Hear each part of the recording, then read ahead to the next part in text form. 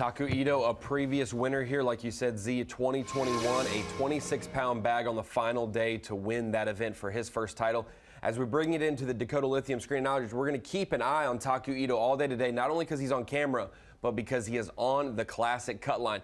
For the Bassmaster Classic, if you're just tuning in, don't know much about what we call the Classic, it is the Super Bowl of bass fishing, the biggest tournament in the sport. You win that event, you make a lifetime legacy for yourself. You want to be in that event, and we basically formulate the 55-person field, 41 through the top, 41 in Angler of the Year points race, and then we have a winner at this specific event, the season-ending event. They get a win in berth. Then we filter it through our semi-pro series as well. But looking at some of the anglers that have some work, they've done some work, but they have to stay maintained. David Gaston, Cody Huff, Paul Mueller, Taku Ito, and Cole Sands all in the Classic, but just by less than 6 or 7 points. These guys can't fall. This number right here isn't where they started the day. This is the lowest that they can finish currently in the event and still be above that 515 points for the last Classic spot. David Gaston can fall 9 spots, I believe, and still make it in. Cody Huff like 4 or 5 spots. Mueller 4 spots. Taku Ito can only fall 1 spot currently. And Cole Sands, he started the day in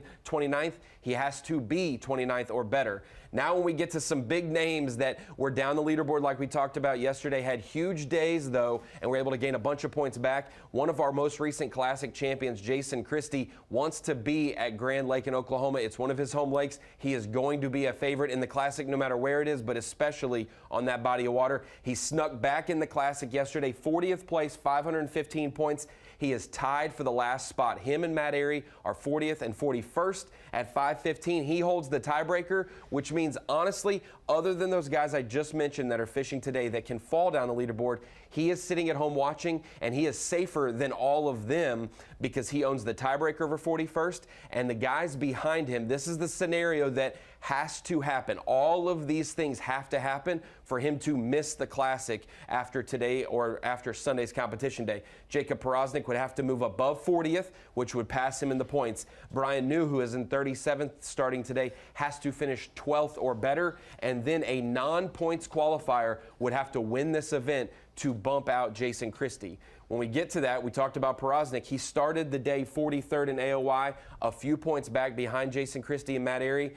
He's 44th in the event. He has to get a top 40 to get enough points to jump into the Classic. He is one that's a perennial Classic angler that we always consider. Now, the big wild card, like we said, win and in for this event. If you were in the Classic already via points and you win the tournament, you double qualify. It'll bump it down to 42nd in points, and a lot of those guys sitting at home would love it to come down one more spot. But for the guys who are not in the Classic, the only way they can make it, as the screen freezes just a little bit, the only way they can make it is by winning this event. These are the anglers in the top 25 that are within range of the leaders right now. Zaldane, Martin, De Palma, Wong, Davis, Fouts, Queen, and Redwine. That's just 8 anglers who were within the top 25. There are 17 fishing today that have to win when it comes to the end of the week to make the Bassmaster Classic. So we'll keep an eye on all of that.